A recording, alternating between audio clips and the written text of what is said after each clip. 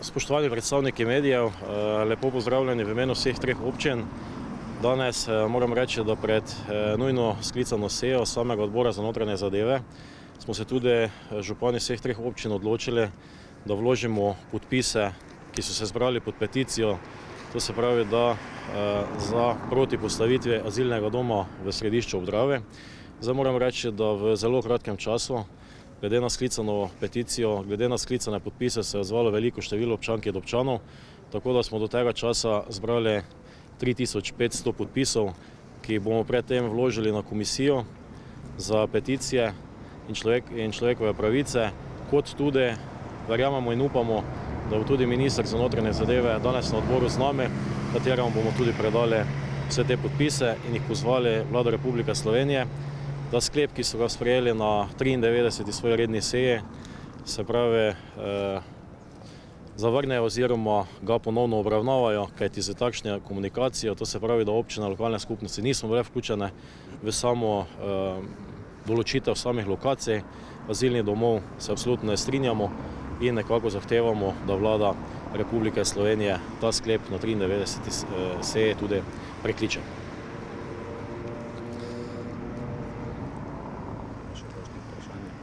Še mogoče kakšno vprašanje?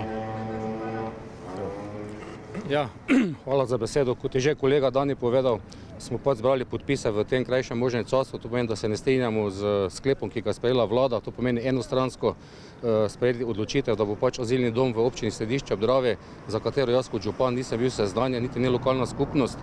Tako smo tudi zbrali te podpise, da pač vladi predlagamo, da prekliče ta sklep in da se začne z nami pogovarjati, kajti imamo dosti argumentov v tem primeru, da azilni dom v Središču ob Dravi ni primeren. To pomeni, da so se pogovarjali z nekaterimi občinami, zato smatram, da smo mi obravnavani kot drugorazredni državljani. Bilo bi tudi pošteno do vseh nas, do mene in pa do vseh občanov, kateri ostro nasprotujemo azilnemu domu v Središču, da bi se jim predstavili naše poglede, zakaj ne azilni dom v Središču ob Dravi. Lep pozdrav vsem tudi v imenu občine Sveti Tomaž. Torej, glavnino vzroka, zakaj smo tukaj, ste slišali. Vsekakor smo zelo razočarani, da na tak lep sončen dan moramo vstopati sem kaj v Ljubljano, zato da povemo to, kar bi mogli zvedeti nekje drugje, predvsem pa biti seznanjeni na predvsem drugačen način, kot smo bili z enim samim sklepom, da se neka stvar v našem kraju zgodi, brez da se kogarkoli vpraša. Zelo smo razočarani, prav zaradi tega so tudi naši občani podpisali peticijo, ki jo danes izročamo in upamo, da se bo zgodilo to, kar vsi skupaj pričakujemo, da se ta sklep prekliče in da gremo v dogovoru naprej, kar se tiče azilnih domov. Mislim, da na takšen enostranski način ni mogoče reševati tako perečih in zelo pomembnih stvari, kot je azilni domovi v Sloveniji. Hvala. Še vedno ostajamo na svojih stališčih. Konec koncev ta peticija, ti podpisi so se zgodile zaradi sklepa skupne izredne seje, ki smo imeli vse tri občine. Takrat smo soglasno vsi občinski svetniki na podlagi vseh pomislekov ta sklep sprejeli. Enostavno je bilo premalo komuniciranja, enostavno imamo premalo podatkov, enostavno ne moramo verjeti sedaj tem besedam. Želimo konkretne odgovore, konkretne pogovore, da zavzamemo konkretna stališča, ampak še enkrat povem, danes tukaj nesemo 3500 podpisov. Jaz mislim, da je to dovolj velik dokaz, da se ljudje s tem na takšen način ne strinjajo in absolutno smo rekli, se pravi, temu, da si azilnega doma v Središču ob Dravi ne želimo. Ja, gledajte, problem je v tem, ker občina Središče ob Dravi je starejše prebivalstvo, to pomeni, so starejši. Problem vidimo v tem glede varnosti, sami veste, kaj se dogaja okoli azilnih domov. Potem je tu ekonomsko, socialno, nešteto vprašanj, na katere sploh nismo dobili odgovora, oziroma jaz kot župan nisem dobil nobenega odgovora, zakaj. Kajti mi imamo argumente, že tako smo na sami meji, že imamo tako probleme z migranti, imamo težave na meji, s katerimi se mi ubadamo, jih druge občine nimajo in zato mislimo, da ni primerno to, zato ker tudi ne vem, kako da se gibajo se lahko neomejeno, to pomeni, lahko se gibajo neomejeno po celi občini. Sedaj, ko so prihajali, se nahajajo po naseljih. Recimo zgodilo se tudi, da so našli zapuščeno hišo, jo si po domače zakurili in takrat so samo vsi sosedje bili toliko prisebni, da so pač povestili gasilce, da so lahko požar pogasili. To pomeni, imamo nešteto vprašanj, na katere bi želeli dobiti odgovore, zakaj so se oni odločili za središče ob Dravi. Kot sama lokacija ni primerna, ker je ob glavni cesti, prostorski plan je tam namenjen čisto drugačni, ki ga je tudi država sprejela. Potem glede ekonomskih, socialnih, mala občina, ne vemo niti številke, o kateri bi se mogli pogovarjati, ne vemo in nas tudi ne zanima, kajti smatramo pa občani, smo vsi enotni, da tu azilni dom ni primeren za naš kraj. Glejte, dejansko je, da so oni sprejeli ta sklep brez vednosti lokalne skupnosti. To pomeni enostransko. Oni so se z nekaterimi občinami pogovarjali. Če bi prišli, se bi pogovarjali, bi bila razprava na občinskem svetu, sklicali bi zbor občanov, bi jim razložili. Imeli smo 2 seji, na katerem so bili prisotni, vendar odgovore, na katere smo zahtevali, zakaj središče ob Dravi, zakaj višja sila, na te odgovore nismo dobili. Glejte, naslednji koraki so vložitev peticije. Upam, da bodo razumevajoči mi oziroma nas kot župane in pa tudi kot občane, ki smo stopili skupaj, ki smo avtomatsko proti. Drugo je, kar lahko storimo, še vse pravna sredstva, katera so nam na razpolago, tudi sprož upravnega spora in pa državna nepokorščina. Ja, dejstvo je, da to ni problem samo naših občin, ampak je to problem države. To pomeni, država išče te lokacije že 2 leti. To pomeni, na njih je bilo, da poiščejo primerne lokacije in se tudi primerno pripravijo oziroma začnejo pogovarjati. Če bi se mi pogovarjali, ne glede samo z nami, ampak tudi z vsemi drugimi župani, bi verjetno do kakšnega dogovora prišli. Glede, mi smo, kot sem že pet omenil, omejna občina, probleme z migranti imamo ne samo sedaj, ampak že 2015, 2017 imamo recimo probleme različne, recimo povezava in ostalo, oziroma enak problem je tudi, ko smo imeli sklicanje seje, tudi SUC-i, to pomeni za te domove, tam pri SUC-u so rekli ne, azilni dom pa ja.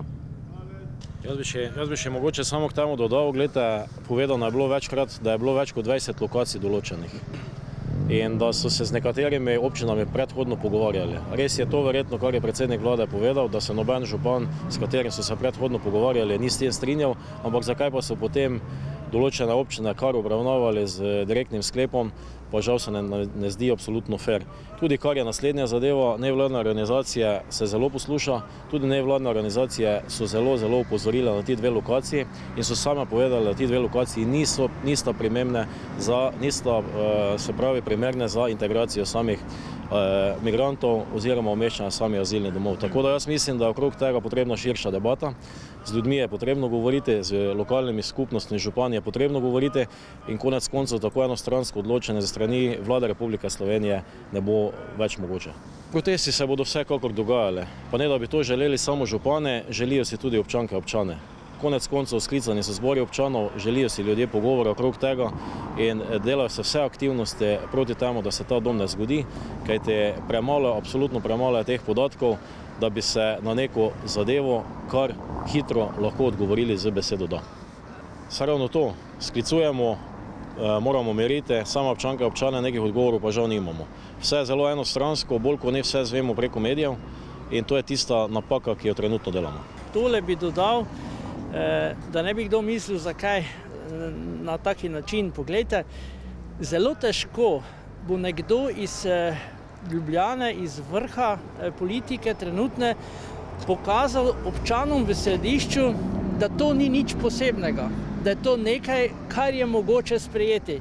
Namreč občani v središču ob Dravi s tem živijo že nekaj let in verjemite mi, zadeva ni tako enostavna, niti tako preprosta, kot si mogoče kdo misli. In vse te obljube, kaj vse bo, kako bo začasno, kako bo to na tak in drugačen način, gledajte, tu so potrebne javne razgrnitve, javne razprave in pa predvsem pametni premislek, kje v Sloveniji sploh lahko to umestimo. Mi se zavedamo, da Evropska unija to zahteva, da bo Slovenija morala sprejeti toliko in toliko azilantov, ampak prostorsko pa se je potrebno vsesti nekoliko v širšem kontekstu in zadevo odločiti. To se mi zdi v prvi vrsti najbolj pomembno.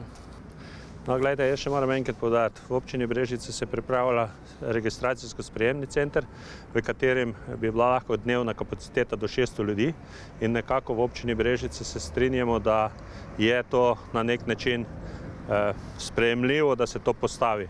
Seveda, azilni center ima pa čisto druge pogoje. Azilni center pa pomeni prosto gibanje teh ljudi v azilnem centru.